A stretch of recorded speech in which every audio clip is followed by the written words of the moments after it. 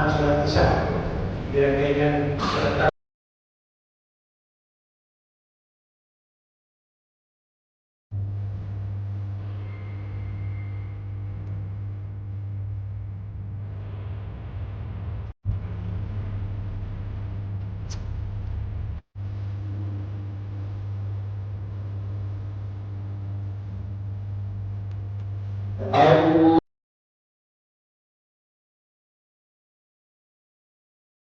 Kita semua yang ada di sini, kiranya memanjangkan ibadah dan syukur kita hanya kepada Allah Subhanahu wa Ta'ala Sang Pencipta